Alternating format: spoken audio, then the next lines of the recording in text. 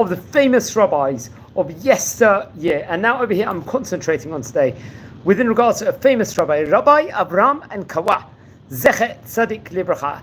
1807 he was born, and I believe he passed away in, but I'm not 100% sure on that. I'm not so sure the exact date, so if anyone can please let me know, I would really appreciate it. He was a great Darshan. He was a rabbi, a halachic, let's say, renderer, a Jewish law decision maker. He would actually be a great speaker also, going over grandiose sermons. He was an author, he was a publisher, and he was a rabbi in Algeria, respectively, I believe, in a place called Alma'skar, if I'm not mistaken, over there. Let's explore a few of the highlights of the famous rabbi's life. Now, he was born in an area called Sela in Morocco, I believe in the year 1807. And I believe his father's name was Mordechai Ankawa. And he was a prominent person, I believe, inside his area, respectively. He was a president, I think, of the Jewish community in the city. Now, one of his ancestors, famous ancestors, you could say, was Rabbi Avraham Ankawa, another great rabbi, a physician, a poet, a philosopher, one of the great Sephardic sages in Algeria, especially in the 14th century.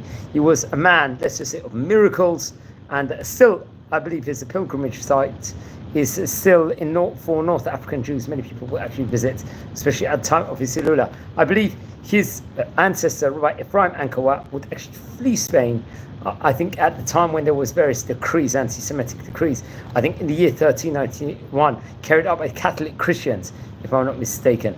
Many people were forced to convert to Christianity, and I think he would resist it, the family would. And they would eventually settle in North Africa. Now, one of his relatives himself, Rabbi Avraham, was Rabbi Raphael Ankawa, another great rabbi who would serve as chief rabbi of Morocco in his day. I think he respectively lived at a later time period. He passed away himself, Rabbi Raphael Ankawa, in the year 1935. Once again, he was a proofreader, he was a posek halacha, and a great rabbi in Morocco. Actually, it's going to be his Hilula in a couple of weeks' time in Dalet Av, respectively, on the 4th of Av, and I recommend everyone to watch over the video we recorded about Rabbi Raphael Ankawa. Now, it's interesting. Rabbi Avraham Ankawa would study, I believe, at the Shiva of Harav Raphael Bibas in Salah. This was a very prominent rabbi he happened to be, and he would serve, I think, a window of time as a dayan in the city, especially, and he would render or garner a great reputation as a famous posek over there. He would also serve as, I say, a consultant with regards to different Jewish law matters, especially for various rabbis. Especially, there was a famous rabbi who was corresponding with him. Someone named Rabbi Samhon Halawa happened to be a great rabbi of his time, a rabbi we've spoken about, I believe, previously inside this series. I think Rav Samchon happened to respectively have passed away in the year 1900.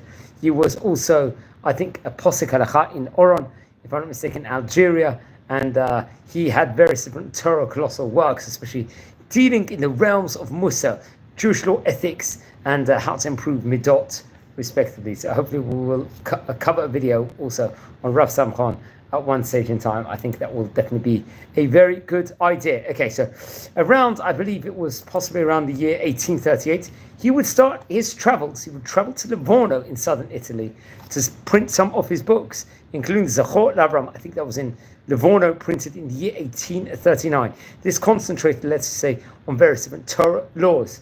I think specifically on, let's just say, the topic, various different topics. I think ad-dinei trefot, I think on the laws with regards to kashrut, what will render something maybe not kosher, let's just say. And that was one of the items he was talking about. It is possible, I believe he would visit also Eretz Yisrael at this stage in time, where I think his book, the Hakata Pesach, I think, which was printed in Jerusalem in the 1873. It was a liturgy, or let's just say an expoundation on the Passover Haggadah, which was published. But I don't think it's reported over that they felt he stayed for a very long time over there. After he would return to North Africa, he would start traveling between various cities in Morocco and Western Algeria. He was an avid collector of books and manuscripts, as Torah ones, which would actually help him, especially with his various different halachic Torah works, his different Jewish law works. Now, I believe it's reported over, I think, come the year 1850 it was. Rabbi Ankawa, I think there was a woman that was Yehudiya, Lama, one that maybe had tendency to convert to Islam, those that time period. there was many people that would unfortunately be forced into conversion, especially. He would convince her to return to religion.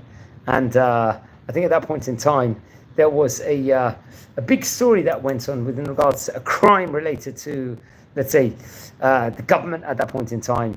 I'd say in Hebrew, what's actually described in Wikipedia. B'shana 1850, Shechnei Rab Ankawa, Nara Yudiya Shit Aslama Lachso Ledati.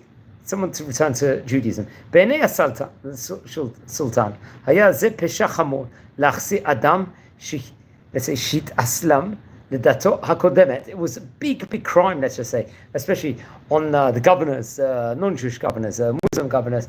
If someone had converted to Islam, to actually return to become of the status of someone Jewish. ועקב כך חייו של הרב אנקאווא היו בסכנה והוא נמלט ממרוקו לאלג'יריה. תחילה הגיע למסען, שם לימד תורה למספר תלמידי חכמים, שלימים היו רבנים בולטים בעיר, בהם הרב חיים בלייח, הרב נתן אסייג, הרב מסעוד בן יצו, והרב מסעוד בן סוסון. כעבור 3 שנים עבר אלמעסכר שבצפון מרכז אלג'יריה, ומונה לרב הראשי של תפקיד שמלה עד פטירתו. So I'll translate it in a nutshell. So I think he helped convincing a Jewish girl who had converted to Islam to return to religion. Now, I think in the government eyes that was seen as a serious crime, and especially if someone converts someone back to Judaism from Islam who had been converted. So Rabbi Ankawa's life was in huge danger, and he would flee, I think, Morocco to Algeria. He would arrive in Tlemcen. He would teach Torah there to a number of rabbis. So while he was fleeing, he was delving in Torah matters in of itself. And many of these rabbis he would actually train, become great rabbis in the city, especially famous rabbis, including the famous Rabbi Chaim Bleach, if I'm not mistaken, who would go on to become a head of Jewish court and a rabbi in Tlemcen in Algeria, one of the great rabbis and judges in Algeria in his time. Also, another great rabbi would become Rabbi Natan Asayag, Rabbi Masud ben Yitzchok, another great rabbi, and Rabbi Masud ben Susan. I think 3 years later he will move to Mascara in northern Algeria, and then that would be the setting stones of him becoming the chief rabbi of the city, a position that he would hold until he passed away. So all of that happened for the good at the end. He ended up doing huge amounts of Torah and rabbinic development work over there. Then come with the year 1858. I think it was printed in Livorno, the book Zvachim Shlamim. Let's just say, I think this was expoundations on some of the teachings, actually on the Rambam's words, especially within regards to realms of Shrita and B'dika, slaughter and examinations, or within regards to Kashrut. I think afterwards, following this book, or let's just say, there will be a connection with Rabbi Moshe Sabon of Oran. I think they would actually have a robust debate on different, let's say, matters within regards to this halachic book. And it would, I think several City of the Jews were close to Rabbi Sabon, would not necessarily agree with the book, if I'm not mistaken, but that was a robust debate I would recommend everyone to look into. And Rabbi Ankawa would then go on, this prompt him to publish a pamphlet called the Tarat El Kefes, I believe that's what the book was called. This was, which I recommend everyone to look into. Tarot Kesef, actually, to be precise. This was printed in Livorno in the 1860. And I think you'd be merit to actually get Haskama of various different Rabbanim from Algeria, Morocco, Tunisia, also from Eretz Israel, and from France, I believe you would get for this pamphlet, this very important pamphlet. He would represent, let's say, the comments which Rabbi Moshe Sabon would actually respond to him in the book. I think he would answer back Rabbi Sabon within regards to the criticisms he gave inside that book. And maybe he was taken offense, let's just say on that. But I would recommend everyone to look into this. And there was various different claims within regards to intentions. Was it L'Shem Shemaim or not? But I would recommend everyone to look into that. Then come with the year 1869, it was, I believe, a Torah colossal book called, I think it was named, if I'm not mistaken, the Kerem Chamar, which was printed in Livorno, I think in 2 different volumes, would actually come out. The first one would come out, I think it would of 169, Mit Kanot Tiknu Chachmei Hamarav. within regards to, I think, 169 different, let's just say, regulations that was established by these rabbis from that since, especially in 18th and 19th centuries. Second volume would actually come out at a later stage also. This would. And Takanot Amigurashim. This was various different gatherings of different Takanot regulations.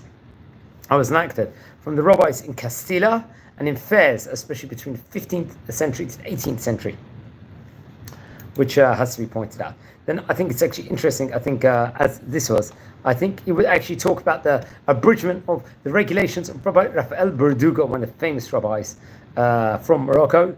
He was known as, I believe he was actually known as Malach Raphael, the angel Raphael, which we've spoken about. We actually recorded a video about him, and his son, Rabbi Maimon's commentary on them. Rabbi Ankawa's sermons, I should say, were collected in the book, I think there was another Torah colossal book of his Melal Avraham.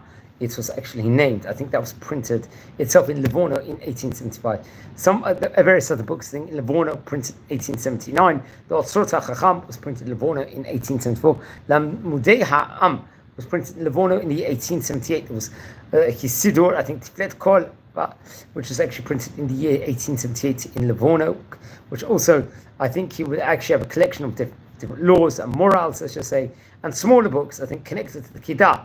Rabbi Chaim Yosef David Azalei in the Passover Haggadah of Hakadah Pesach was printed, I think, later on in the year 1913, and various other books also. I think he would compose a number of various different Siddurim for the weekdays and for Shabbat and for the Chagim, for the holidays, which would become popular among Sephardic communities all over, and also Western Europe, if I'm not mistaken. Let's explore some of the names of some of the books that we'd have, including the Zechor Avraham, which we mentioned about before, printed in the year 1839. The Chesed Avraham, which was part of the Otzar HaChma, would be printed in Tav Resh Hey in Livorno. In 1860, we see the Taharat Kesef book in Livorno once again. I think through the helping of Rabbi Eliyahu ben Amozag, another rabbi who's spoken about on various occasions before. He was a philosopher, let's just say, and a Kabbalist, I think, in his time, and a Parshana Mikra. Then there was a Binat Li'itim printed in Amsterdam, I think in Tav Resh Aleph. The Kerem Chama, which spoke before 1869, Kerem Chama Chelik Bet, which is printed in Livorno once again in 1869. Malala Avraham was printed at a later stage, I think in 1996 in Jerusalem. The Otzar HaChma, way after.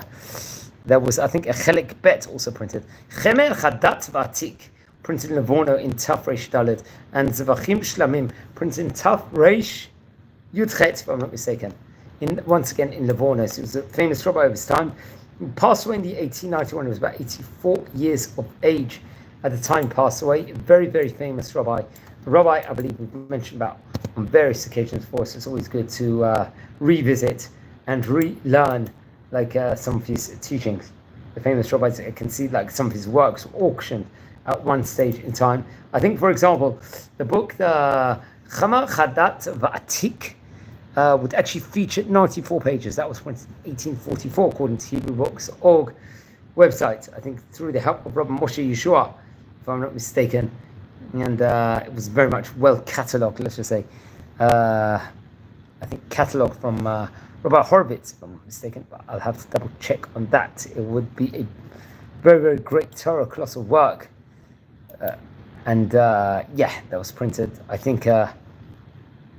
It also says on HebrewBooks.org about his various different books called Chesed Avraham, which was very, very important, and other various different workings which had been done. So these books were majority printed in Livorno, and recommend everyone to learn more. Now, friends, we are a community here. We're learning about the famous rabbis of yesteryear. If you descend from any of the rabbis we are speaking about, please send me an email. I would love to hear more information. Now, if you dissent from any of the rabbis we're speaking about, please let me know.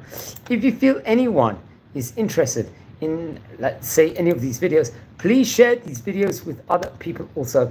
We are a community here that is really growing and learning about the great Sephardic, Chachamim, Ottoman Rabbanim, and North African rabbis of yesteryear. So that will also be very, very much appreciated. If you haven't subscribed yet, please subscribe now to the channel. We are now nearing a staggering 7,000 subscribers, which is an absolute phenomenal achievement. I didn't think from the outset when we started this series, let's just say just over 3 years ago, I never thought we'd get to such a high peak of interest and so much different great Torah content. We're not just a channel that looks at the great Sephardi Oriental rabbis of yesteryear. We also explore about the daily Daf Yomi we do videos on, for example. We do it on the Parshat Ashvua, the weekly Torah portion we will concentrate on. We will also concentrate on, we do a special series, let's just say, on great rabbis or Jewish personalities, where they give us an inspiration every single day, different like Torah ideas or Jewish ideas or pro-Israel ideas, which we try and really promote on this channel. We are a channel full of Jewish pride. We're a community also. We love to learn about the great rabbis. We also look at the Rosh Chodesh, different Torah current events also. We don't shy away to explore on, and we are just trying to grow and more in our Judaism, our Jewish pride, Israel advocacy, and so much more. So please, friends, everyone, join the channel. I'm wishing you a Shavua Tov V'Rach. Hope you all fasted well, whoever fasted. We just came out of Shiba'as B'Tammuz, 17th of Tammuz fast. Here in Israel, we're in 3 weeks now of mourning between Shiba'as B'Tammuz till Tisha B'Av, which is arguably the most solemn day of the Jewish calendar. Also, friends, we've already recorded over maybe 1,100 rabbis we've spoken about inside this series, which once again is an absolute phenomenal achievement. So wishing you well, take care, and have a great day. Thank you, everyone, for watching.